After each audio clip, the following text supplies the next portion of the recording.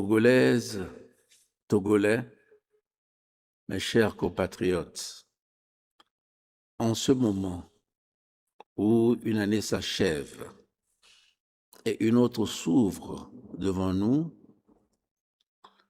je veux d'abord souhaiter à chacune et à chacun d'entre vous, à vos familles, à vos proches, mes vœux les plus sincères de santé, de sérénité et d'espérance. 2025 a été une année charnière pour notre pays. Nous avons connu des épreuves, des moments de doute, mais nous avons aussi franchi une étape importante de notre vie démocratique. Avec l'adoption de la Cinquième République, notre pays est devenu une démocratie parlementaire.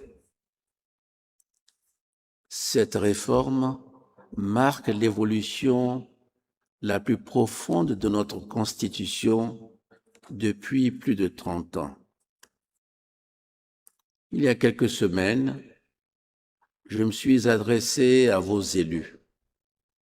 Ce soir, en cette fin d'année, c'est à vous que je m'adresse pour parler de notre chemin commun et de la direction que nous allons prendre ensemble. Mes chers compatriotes, je veux vous parler de cette nouvelle République et de ce qu'elle change concrètement dans notre vie. Ce changement n'est pas un jeu d'écriture. Ce n'est pas une affaire réservée aux juristes ou aux responsables politiques. Il concerne directement votre vie de tous les jours et la manière dont les décisions sont prises en votre nom. Je veux saluer le travail de vos élus, les élus du peuple. L'Assemblée nationale et le Sénat ont conduit cette réforme dans la paix, la dignité et le respect du cadre républicain.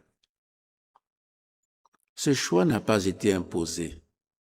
Il a été voté, assumé, porté par vos représentants. Je suis conscient que certains auraient souhaité un débat public plus large. Je comprends ces attentes. Mais ce que je retiens, c'est que cette réforme a été menée dans un climat institutionnel apaisé, avec pour seule boussole l'intérêt national. C'est une réussite en soi d'avoir conduit ce changement sans rupture. Dans une république, il y a des choses qui doivent rester stables. La continuité de l'État et des institutions est essentielle pour la paix, pour la confiance. C'est pour cela que je suis resté à la tête de l'exécutif. Mais ma fonction a changé. Le centre de gravité de notre vie politique a changé.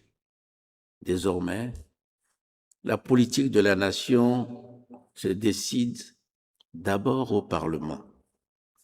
Le gouvernement est responsable devant vos élus.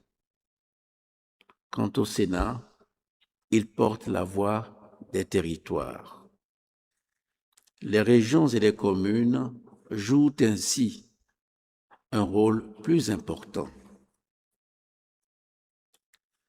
Certains d'entre vous se demandent si cette réforme changera vraiment quelque chose dans leur vie, si elle peut ouvrir une dynamique nouvelle pour notre pays. Je veux vous répondre clairement. La réponse est oui. Nous allons changer de méthode, faire vivre autrement notre démocratie, ouvrir un nouveau chapitre sans casser ce que nous avons construit. Pour cela, j'ai fixé au gouvernement 3 priorités simples: protéger, rassembler, transformer. Elles donnent un sens concret à ce changement de régime et elles résument au fond ce que je vous dois comme président du Conseil: la sécurité, l'unité et l'avenir. Mes chers compatriotes, protéger, c'est la première responsabilité d'un État. Et c'est la première mission que je me donne et que je donne à mon gouvernement pour 2026. Protéger, c'est bien sûr d'abord garantir la sécurité, celle de nos familles, de nos villages et de notre territoire. Dans une région instable, nos forces de défense et de sécurité agissent avec courage et bravoure. Elles protègent nos populations et tiennent nos frontières. Je veux ce soir leur rendre hommage, ainsi qu'à tous ceux qui, chaque jour, veillent sur notre stabilité.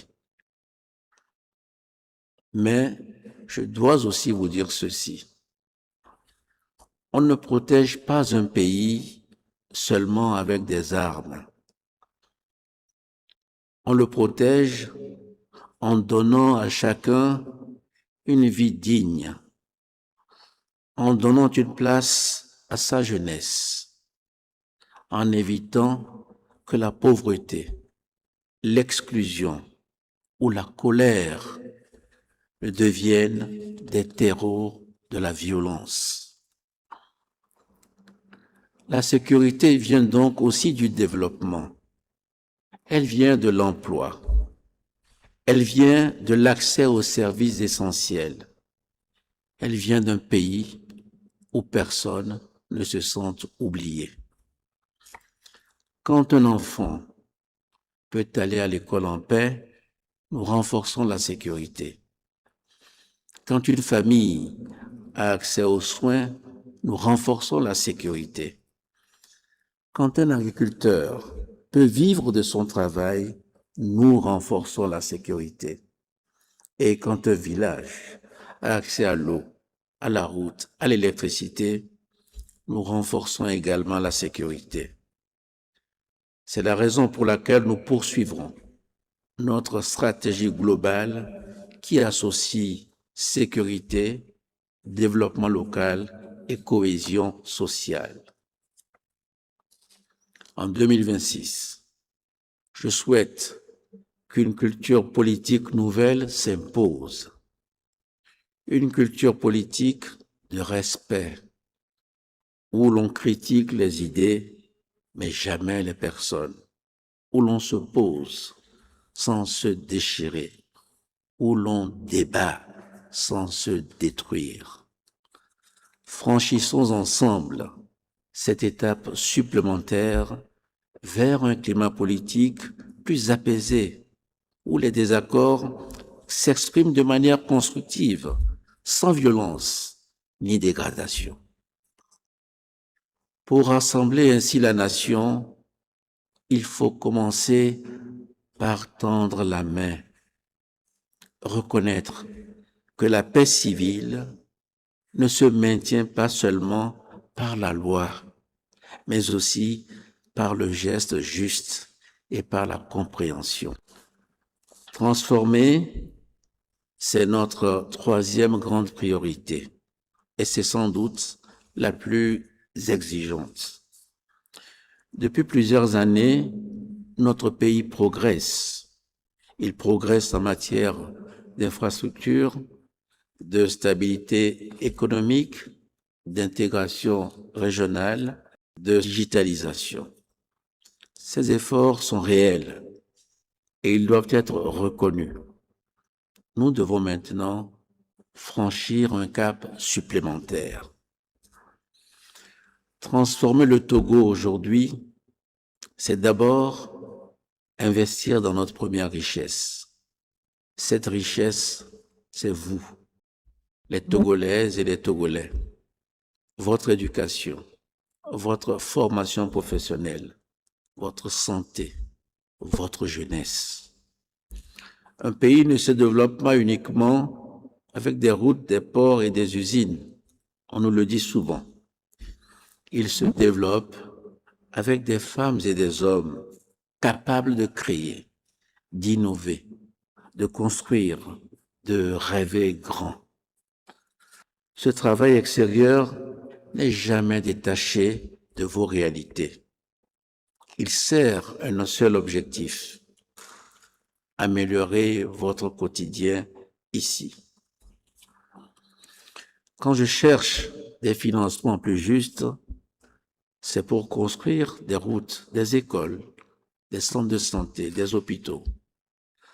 Quand je mobilise des investisseurs, c'est pour créer de l'emploi ici, dans notre pays. Quand je fais entendre la voix du Togo, c'est pour obtenir des règles plus équitables, alléger le poids de la dette et renforcer notre sécurité. Je vous sers ici, à travers mon gouvernement et les priorités que nous nous sommes fixées.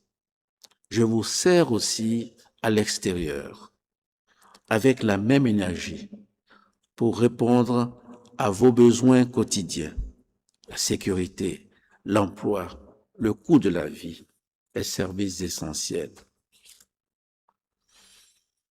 Togolaises, Togolais, mes chers compatriotes, protéger, rassembler, transformer. Voilà notre chemin pour l'année qui vient. C'est le socle de notre action. Il guidera chaque décision, chaque programme, chaque effort de votre gouvernement. Je veux une République qui vous protège mieux, qui nous rassemble davantage, qui transforme plus vite notre pays.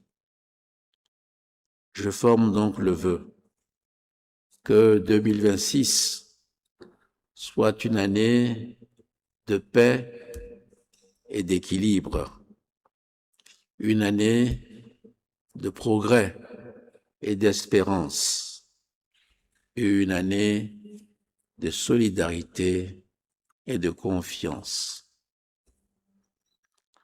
Je veux donc dire à nouveau à chaque famille togolaise mes vœux de santé, de sérénité et de réussite. À nos jeunes, je leur dis d'avoir confiance en l'avenir.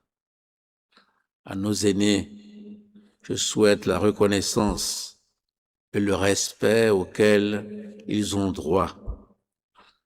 À tous ceux qui traversent une épreuve, de trouver soutien et réconfort. Je souhaite enfin que chacun soit fier de dire « Je suis Togolais, je suis Togolaise ». Que Dieu bénisse donc chacune et chacun d'entre vous. Que Dieu bénisse notre cher Togo.